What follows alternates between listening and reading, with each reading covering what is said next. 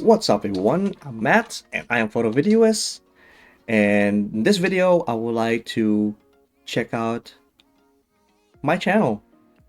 It's a year-end review for myself, and my experience for this year has been really great actually.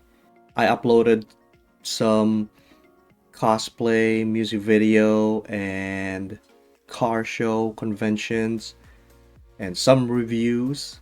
I think next year I would like to do the same thing, but I would like to do a little bit more. I feel like this year is that I know I only did local conventions. I try to go out of state. I only managed to do one, which was Anime Milwaukee, and I love that convention by the way. So next year I plan to do the same thing. But I don't know, maybe next year I'll still try to do local one, but more. A lot of things has happened to me personally too, as well as gigs, because I do get weekend works like videography, photography, and some events that I need to cover. And at the same time, I also have a day job, a full-time day job, the normal 8 to 5, 7 to 5 work. So on a weekend, I get to do what I like to do, which is photography and videography. And at some point, if I can play video games, that'd be great, but don't have much time for that. And it's hard to allocate your personal life too. You need to kind of take a little break and take a little breather. As I look at my progress for this year, I'm actually happy. Um, like the quality, and I see the way I evolve my editing when it comes to the video side of things. There's these two car events that I forgot to upload. It's Tuner Evolution and Weekfest. I still have to do the video editing for those two videos, and I will put them up right after this video here.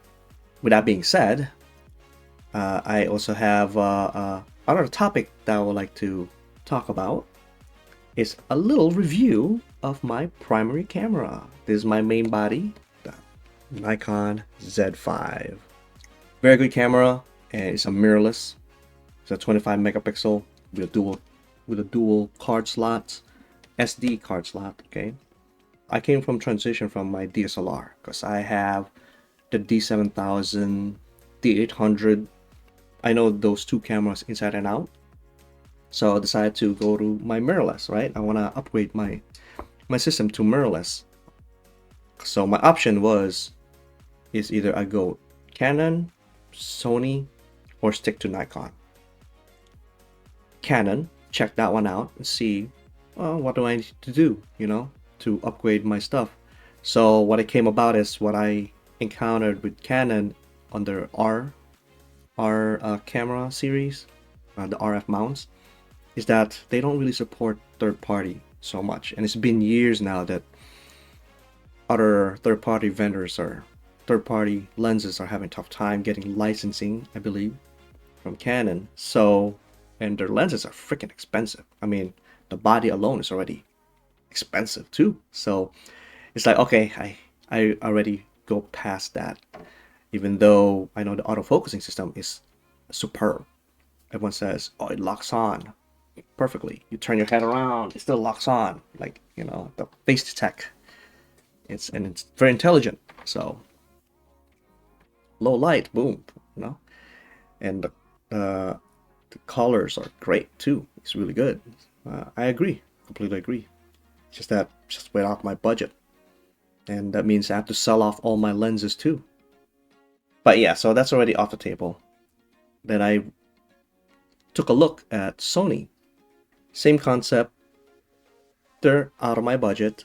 I mean, still expensive, and I have to buy all new lenses too, right? I have to sell off all my lenses and new lenses. However, the third party support for that system is amazing. Pretty much all lenses are covered. My Nikon lenses will be adaptable to it because you just have to buy an adapter. But it all comes down to my budget. It's still way too expensive for me just buying a new system. So, and then that's when I took a look. Okay, let's see the Nikon lineup, right? Obviously Z9 is way too expensive. That's right, off the table. As much as I love that camera or want that camera. Took Z7 and Z7 II still over my budget. Z6 and Z6 II over my budget. Not only that, those card slots, at least set Z6 and up, they're card slot XQDs. I use 128 GB, right? They're expensive too. It all stacks up. The next camera lineup that I see is the Z5.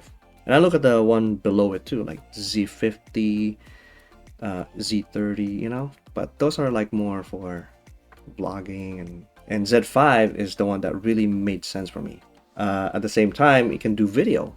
This thing can do 1080p. I'm like, oh shoot, no way, 1080p, full frame, no crop, all right. And then if I would decide to go 4K, it crops a little bit, times 1.7. Well, all I have to do is just switch to a different lens, a wider angle lens, and I can get the field of view that I want, right? So, man, it's great. And I can easily switch the video right on the thumb over here, like click, click.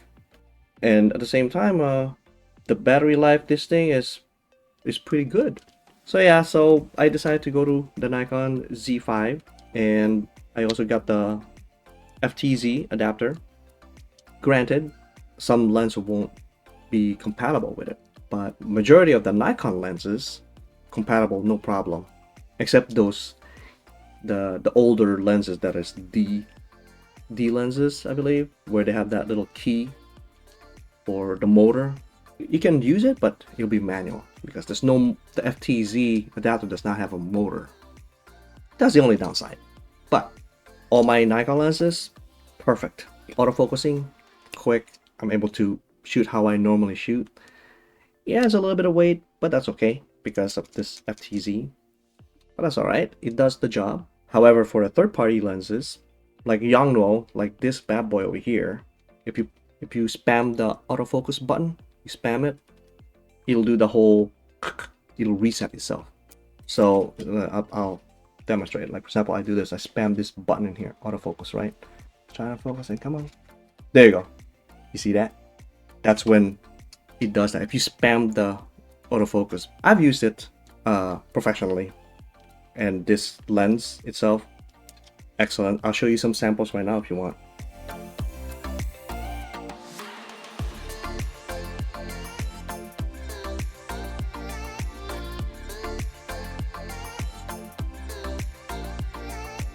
Alright, so now you saw the samples of just Yongnuo lens f2, right? The Tamron lenses, I have an issue with the Gen 1 70-200. Maybe some lenses will be completely compatible, but some lenses, you know, I need some work. My 70-200 lens 2.8, it does the same thing what Yongnuo did. You know, if I spam it too much, it'll do that. But hey, it's usable. I can still use it, right? That's fine. And I have a Tokina. I have no problem with it. It's like, oh, cool. This thing works. Autofocusing works. Doesn't lock up. My Sigma, there you go. That one works fine. As long as you update it from one of those tap-in console on Sigma lenses, because Sigma supports it too. So I have a 35 1.4 Sigma art lens. I love it. My 50mm 1.4 aperture Sigma art lens, I love it too. Yeah, autofocusing works perfectly fine after the firmware updates to those lenses. But yeah, so it's just more convenient for me to have this. Ever since I transitioned from my DSLR to the mirrorless, I find myself doing this a lot more now. Like the mirrorless dudes doing this now, you know? I barely do the whole eye viewfinder, and I need to get back into that discipline. So if I ever want to get back in that discipline, I go D800 or my D3 camera. So sometimes you know, you get spoiled. I'm really spoiled now. For me, this is a huge upgrade because the autofocusing It's amazing. It detects the people, the eye, even some pets, you know, and objects that I need. And if it has an issue doing autofocusing, you just press this little OK button. See this little OK button in here? If I do the OK button, boop, you see that little box in there. So it's very similar to single point autofocusing. That's how I used to do my DSLR, and I can use D-pad, joystick. So you can use it, and then if you ever want to get out of it, you just press this minus button in here, and you'll go back to full area face detect or whatever. And yeah, I mean, I'm spoiled. Back then, when I used to do my DSLR, I'm at 85%, 80 to 85%. I end up keeping most of my shot, but ever since I upgraded to mirrorless, 90% of my photos are accurate. So it's a huge upgrade for me. It made my job a lot easier, and this thing is intelligent. So I'm sure if I end up going to Canon, Sony, their autofocusing is so much better, and who knows, maybe I'll end up keeping 100% of the photos, right? Like, I don't need to worry about it so much. I'll just be lazily taking photos and be like, yeah, cool. So yeah, so that's my review of my Nikon Z5 and how I got into mirrorless system. And one thing that you always have to check for the camera is to check the firmware updates. Nikon is very active in their, I believe their support the engineer, the developers, they're pretty active on these system. They have a lot of updates that they provide. It doesn't mean that the camera is broken or buggy. They try to fix everything. Actually, they're trying to fix and improving it, adding more features into it. So that means it's a good sign that, you know, Nikon doesn't just neglect their older cameras, you know. And I'm very happy, because from the first release back then, they didn't have that eye detect or not as, you know, the eye detect improvement, it wasn't as good, especially in the movie mode. You can't do eye detect, but now it can do it. It's amazing, and autofocusing has improved a lot. And plus other support of lenses, and even their newer stuff that they have out there. When they release new lenses, the Z mount lenses, they improved it as well for support. And what I love about this thing is now it came about with a remote grip, the MC N10 remote grip.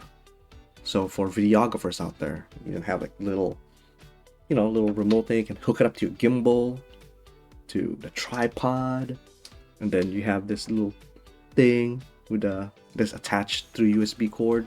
You can remote in focus setting while you're recording without interfering with the dials in here, or even some in here, like on the, you don't have to, especially if you're in a gimbal, right? You don't want to be pressing this button, or while on a gimbal. You can just like have that little remote control in here, and then it does it. And also additionally support wireless remote control now too, which is great. Back then the older firmware doesn't do it. And my next point is a final word for this one's more like a gripe for me. There's like a lot of videographers and photographers out there, YouTube content creators, influencers. They always talk crap about the Nikon system, and they say like Sony's better, stay away from Nikon, or Canon is way much better, stay away from Nikon. Oh, I'm switching my Nikon to Sony, and Nikon to RF because Nikon sucks, they're so behind, blah blah blah blah. It's like, man, if you're a photographer, if you're a photographer, videographer, My best piece of advice for you is to get good. Get good. A lot of these people, honestly, they when they jump into the system, they're spoiled. I mean, I'm guilty of it. I am spoiled after I jump from my DSLR to this, because all I do now is shoot from the back LCD screen. I don't do the whole EVF thing anymore as much. And at the same time, you have to know the camera inside and out.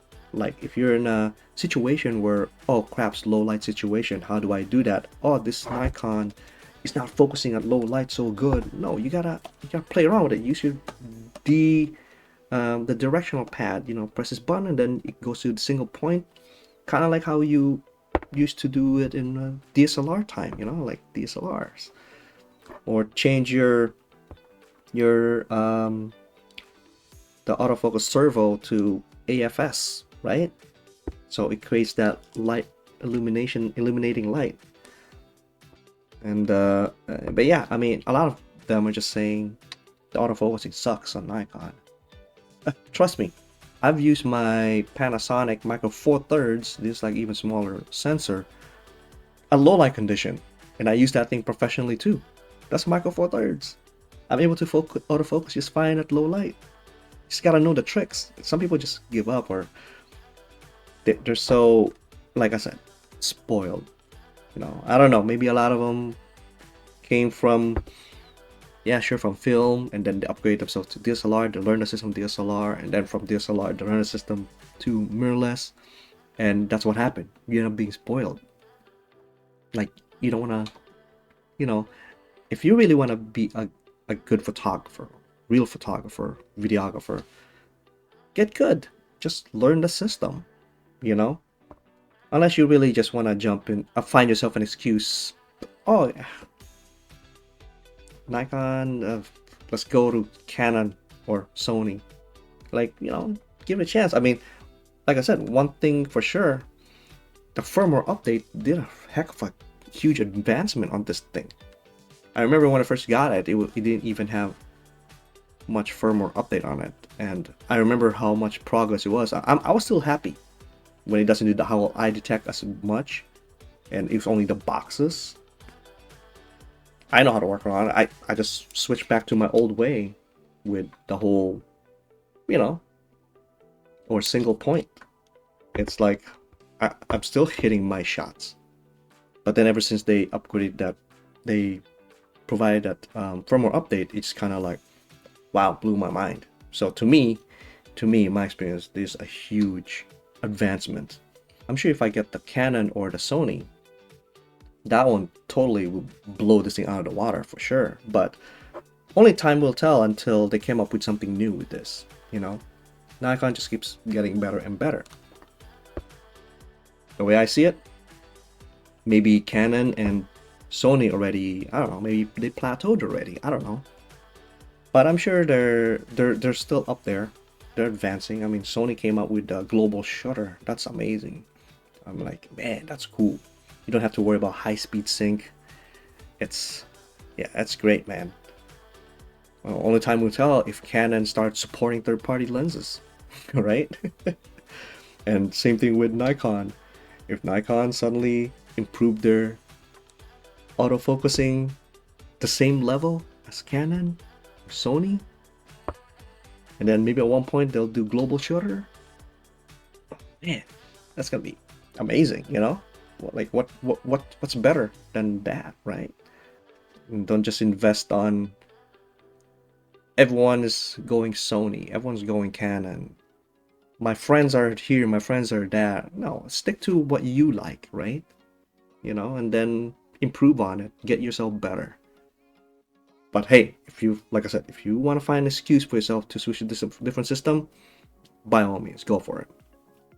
Everyone's entitled to their own opinion. I'm entitled to my own opinion. In other photographer, videographers out there that uses different system too, it just that sucks that they're saying don't buy this and get this. A lot of these people, they have a lot of followers, man. They influence people. It's huge that they would influence people. It's like they could kind of shift the market, you know, how it goes. And it's just like people just need to kind of give things, you know, give it a chance on certain system. So yeah, so that's my gripe regarding the other content creators out there, fellow creators that would say otherwise. There's only very few reviews about this camera, that Z5, here in the United States. So, and I went ahead and I just want to make one as well. Most of the reviews with the Z5 is either in Australia, in Europe, in India. There's only two people that I know does use the Z5 mainly. Is one guy from YouTube channel. His name is Z8 Photos. You should definitely follow him. I like his stuff. And the other guy is D Photos. So he does a lot of like cool fashion shoot and stuff like that, and glamour photos. And he uses Z5, and he's from America too. So I like to contribute as well, because there's not a lot of review about the Z5. It's a underdog camera, because everyone talks about Z6, Z7, Z8, Z9. That's what, you know, they overlook the Z5. So at least me, I'm reviewing it, putting it out there, so everyone in the US region knows about it. So yeah, so that wraps up my topic for today. Hopefully we have a good year next year. So until next time, have a happy new year and be safe. See ya.